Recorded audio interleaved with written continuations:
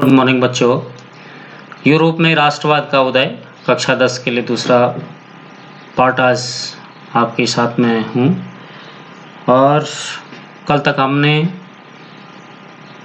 France की क्रांति के बारे में यूरोप में राष्ट्रवाद के उदय के पक्ष में पढ़ा था कि वहाँ के लोगों के मन में, फ्रांस के लोगों के मन में कैसे राष्ट्रवाद की भावनाएं विकसित हुई। राष्ट्रवाद का मतलब, जैसे मैंने आपको कल भी बताया था, एक ऐसी भावना जिसमें अपने देश के प्रति स्नेह प्रेम की भावना और अपने देश के लिए कुछ कर गुजरने की भावना पैदा होती है, तो राष्ट्रवाद कहलाता है। ये यूरोप अनेक साम्राज्यों में बटा हुआ है। वर्तमान में जैसा यूरोप है ऐसा यूरोप नहीं है। देखो, ये साम्राज्य लिखे हुए हैं सारे नीचे, ऑस्ट्रिया साम्राज्य, ओटोमन साम्राज्य और ब्रिटेन वगैरह, इटली का कहीं इसमें नाम ही नहीं है। तो ये सारे के सारे जो है, इस तरह से इस चित्र को बताने का मतलब ये है कि इस नक्शे में अलग अलग जगह पर अलग अलग साम्राज्य, राष्ट्र राज्य नहीं है। नेपोलियन के द्वारा जीते हुए जो राज्य थे उनको फिर से राजाओं के अधीन कर दिया था। तो इसके बारे में हम आगे पढ़ेंगे। तो उस समय की स्थिति के बारे में, कुलीन वर्ग क्या था, एक मध्य वर्ग और श्रमिक हुई थी। कुलीन वर्ग, जैसे मैंने लिखा हुआ है, सामाजिक और राजनीतिक रूप से कुलीन वर्ग के लोग संपन्न और प्रभावशाली होते, और ये बड़ी बड़ी जमीनों के मालिक होते थे और गाँव में इनकी जायदाद होती थी और शहरों में विशाल हवेलियां होती। राजनीतिक कार्यों के लिए फ्रेंच भाषा का प्रयोग करते थे और इनकी शादियां भी जो है अपने ही तबके में होती थी। हालांकि इनकी संख्या बहुत कम थी किसी भी राज्य देश में, यूरोपीय देश में। तो परीक्षा में आ गया कुलीन वर्ग से आप क्या समझ। यूरोप में रहने वाले ऐसे लोगों का समूह जो सामाजिक, राजनीतिक रूप से और आर्थिक रूप से संपन्न और प्रभावशाली होते थे, और वे बड़ी बड़ी जमीनों के मालिक होते थे, जमींदार होते थे, जायदादें होती थी और उनका जीवन स्तर बहुत ऊंचा होता था। दूसरा वर्ग था बच्चों मध्यम वर्ग। मध्य वर्ग भी कहते थे। मध्य वर्ग के अंतर्गत वे लोग आते थे जो शिक्षित वर्ग के, जैसे उद्योगपति, व्यापारी, वकील, प्रशासनिक कार्यों में लगे हुए लोग जो है, और इसके अलावा अन्य क्षेत्र, अन्य सेवा क्षेत्रों में लगे, सेवा में सर्विस करने वाले लोगों का एक सा समूह, ये मध्यम वर्ग कहलाता। ये भी यूरोप में रहने वाला। और तीसरा वर्ग था वहां पे श्रमिक वर्ग। श्रमिक वर्ग जो है सबसे बड़ा जनसंख्या का भाग यूरोप में हुआ करता था। ये जो है किसान होते थे, काश्तकार होते थे, अधिकतर लोग कृषक और श्रमिक होते थे। कृषि श्रमिक के रूप में, यानी भूदासता के रूप में काम करते थे। ये समझ लीजिए आप। हमने जो फ्रांस की क्रांति में पढ़ा था, मध्यम वर्ग और श्रमिक वर्ग तृतीय स्टेट में आते थे। विशेषकर जो श्रमिक वर्ग था उस पर बड़े अत्याचार होते थे और करों का बहुत बड़ा भाग भी यही देते थे। उसके बाद आता है बच्चों उदारवादी राष्ट्रवादी। एक नया शब्द उदारवाद आया। ये उदारवाद जो है, उदार का मतलब होता है, अंग्रेजी में इसको बोलते हैं लिबरलिज्म। उदारवाद, उदार का मतलब आजाद से है, फ्रीडम, स्वतंत्रता। और इसका मतलब मैंने जैसे आपको बोला आजादी है। और जो उदारवादी विचारधारा के लोग थे, वो हमेशा कानून के समक्ष सबको बराबरी का के पक्षधर थे और सभी को मताधिकार का प्रयोग करने के पक्ष में थे, जनतंत्र के समर्थक थे। और राजाओं को जो विशेष प्रकार से उस समय के तत्कालीन यूरोप में जो राजा थे, राजघराने के जो लोग थे, कुलीन वर्ग के लोग, जन्म के आधार पर विशेषाधिकारों की समाप्ति के पक्ष में थे।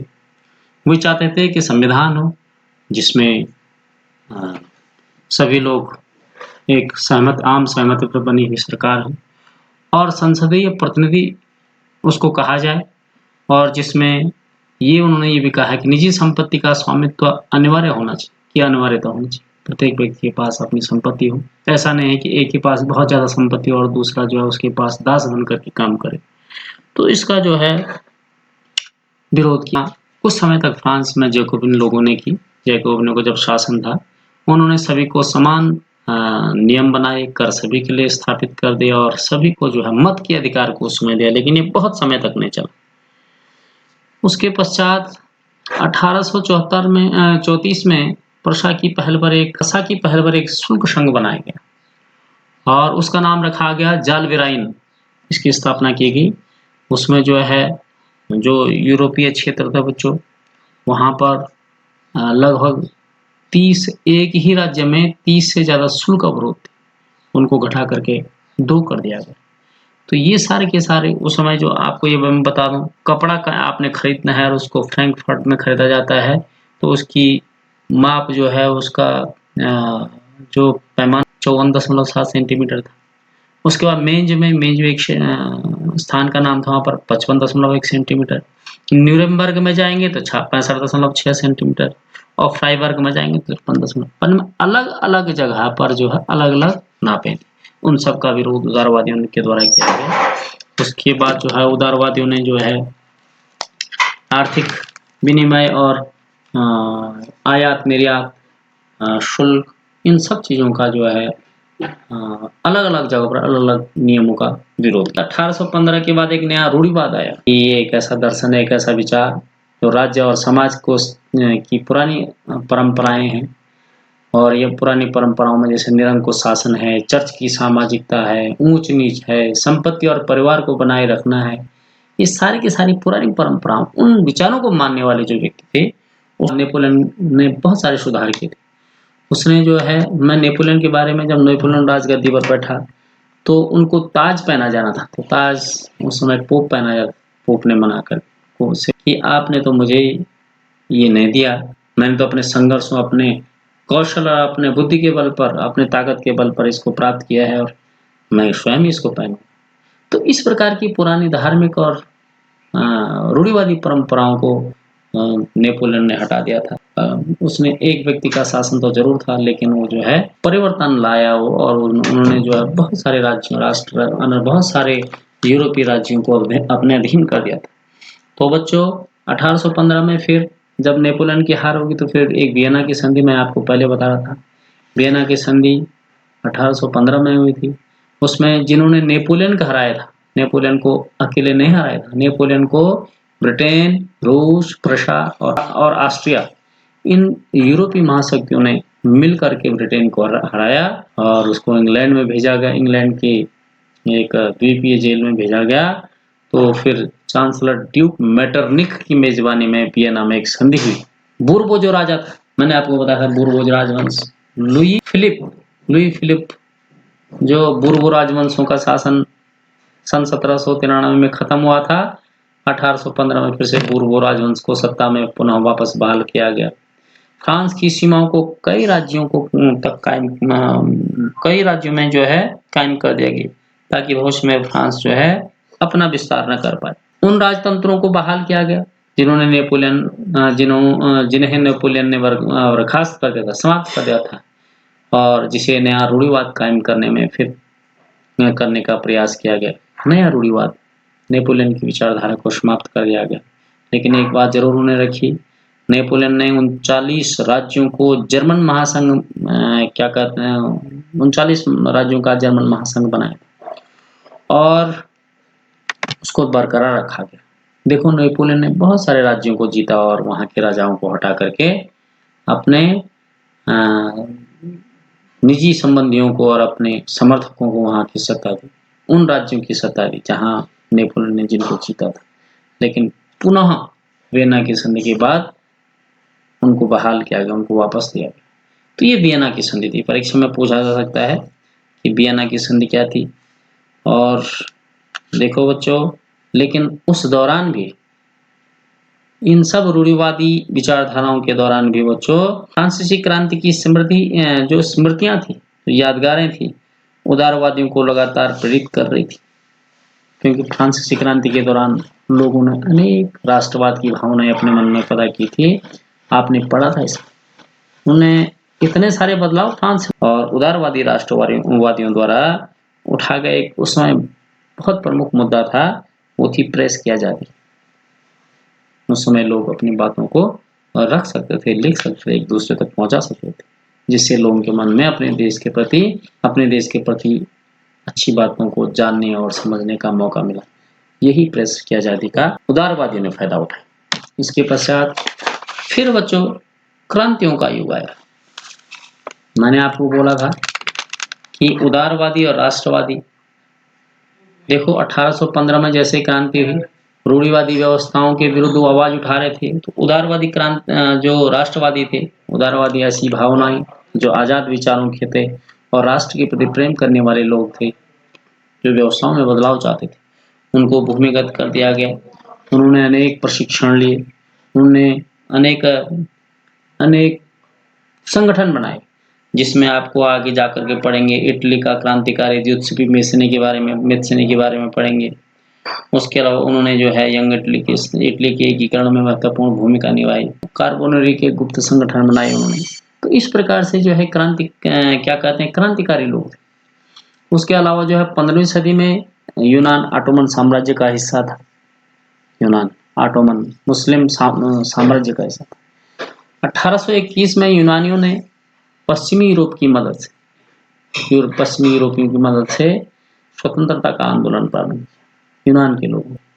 और उस आंदोलन में कवियों ने, कलाकारों ने यूनान की सभ्यता का बखान किया और यूनान के लोगों में अपने देश की राष्ट्र के प्रति राष्ट्रीय भावनाएं फैलाई और मुस्लिमों के विरुद्ध, मुस्लिम साम्राज्य के विरुद्ध जो है यूनान में क्या कहते हैं, राष्ट्रीय जनमत एकत्रित किया। तो 1832 में फिर कुस्तुनतुनिया की एक संधि हुई और उसमें यूनान को एक स्वतंत्र राष्ट्र की मान्यता दी।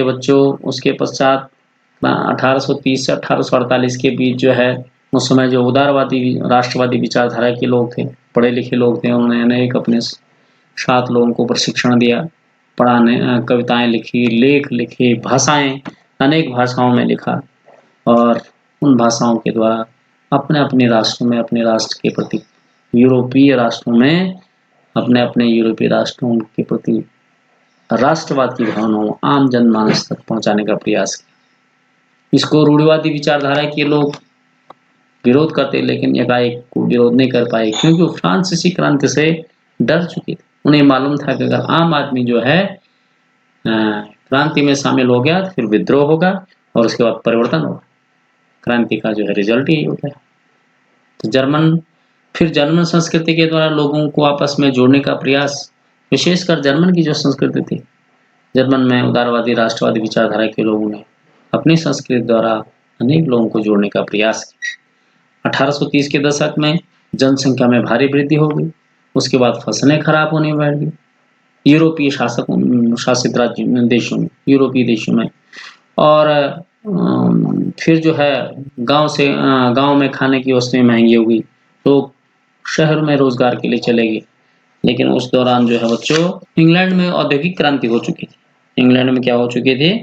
उद्योगों में क्रांति हो चुकी थी और वहाँ जो वस्तुएं थी उद्योगों में बन रही थी, जबकि अन्य यूरोपीय देशों में वस्तुएं घरों पे बन रही थी, छोटी छोटी मशीनों में, छोटे छोटे उद्योगों में बन रही थी। इंग्लैंड से जो माल था वो सस्ता था, क्योंकि बड़ी मशीनों से तैयार हो रहे थे। उस प्रतियोगिता, उस कंपटीशन में व्यापार और रोजगार के अवसर कम हो गए। क्रांतियों को एक नया रास्ता मिला। उसके अलावा बच्चों 1848 में कृषकों ने विद्रोह किया, और कृषकों का विद्रोह इसलिए था कि खाने पीने की कमी हो रही थी, बेरोजगारी व्यापक हो गई थी। पेरिस के लोग सड़कों पर उतर रहे थे और जगह जगह अवरोध लगाए गए। उस समय वहाँ फ्रांस का राजा लुई फिलिप था, वो भागने के लिए मजबूर हो गया। 1848 में आपने देखा होगा, फिर जो है लुई फिलिप को भागने को मजबूर होना पड़ा और राष्ट्रीय सभा घोषित हुई और गणतंत्र हो गया। जो उदारवादी विचारधारा के लोग थे उनका कमाल था, उनके विचारों का कमाल, राष्ट्रवादी उदारवादी। इसका मतलब उन्होंने लोगों के मन में राष्ट्रवाद की भावनाओं को, फिर सिलेसिया है 1845 ईस्वी में जो है सिलेसिया में बुनकरों ने उनके ठेकेदार जो थे उनके खिलाफ जो विद्रोह कर दिया, क्योंकि ठेकेदार कच्चा माल जो है कम कीमत में ले रहे थे और कपड़ा बहुत महंगे दामों पर देते थे।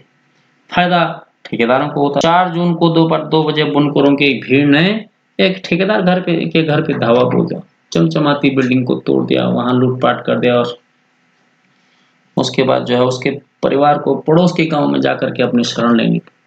तो इस प्रकार से ये सारी की सारी भूमिका, इसका मतलब ये है कि वहाँ के लोग, वहाँ माने यूरोपीय देशों के लोग आपस में कुलीनों, राजशाहियों के विरोध किस प्रकार से खड़े हुए, ये सारे के सारे राष्ट्रवाद को इंगित करता है इस पाठ में ही जो राष्ट्रवाद है।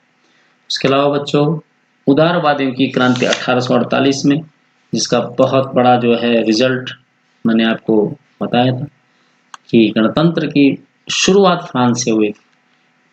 उदारवादी लोग वे विचार मैंने आपको पहले बता दिया, ऐसे पढ़े लिखे लोगों का वर्ग जो समाज में आज़ाद विचारों को आज़ादी चाहते थे, विचारों की आज़ादी चाहते थे और सबको समान अधिकारों की बात करते थे। तो वे पढ़े लिखे लोग, उनका लोगों का एक वर्ग गरीबी, बेरोजगारी, भुखमरी आदि समस्याओं से जूझने वाले लोगों के साथ क्रांति कर रहे थे।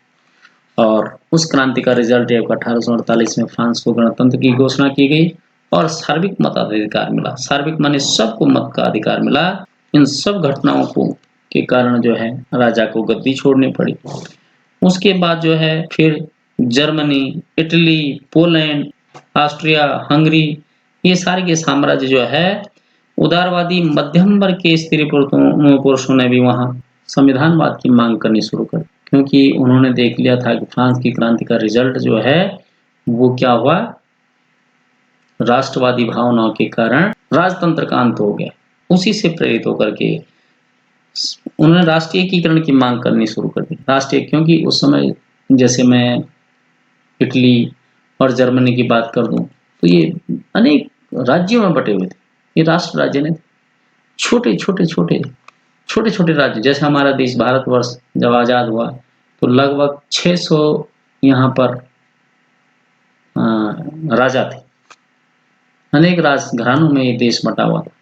तो उनका भारत का एकीकरण में जिसके सरदार वल्लभ भाई पटेल जी का महत्वपूर्ण योगदान है। उसी तरह से उन देशों में जो है 1848 के बाद ये बातें उठनी शुरू हो। हालांकि भारतवर्ष में एकीकरण 1950 में जाकर के पूरा हुआ था। तो उसके बाद जो है जर्मन इलाके में बड़ी संख्या में फिर राजनीतिक संगठन इकट्ठा हुए और उन्हें जर्मन नेशनल असेंबली बनाई, उनके लिए मतदान किया। उनके लिए का मतलब जर्मन नेशनल असेंबली री नहीं बट री के पक्ष में मतदान किया और 18 मई सन 1848 ईस्वी को ही एक संविधान का प्रारूप तैयार किया गया और इसका अध्यक्ष जो है इसकी अध्यक्षता एक राजा को सौंपी गई। उदारवादी आंदोलन के भीतर महिलाओं को राजनीतिक अधिकार उठने की बात कही गई। उदारवादी जो आंदोलन, क्योंकि महिलाओं के बारे में फ्रांस में भी की क्रांति में भी हमने पढ़ा, महिलाओं ने भी राष्ट्रवाद में बहुत बड़ी भूमिका निभाई थी।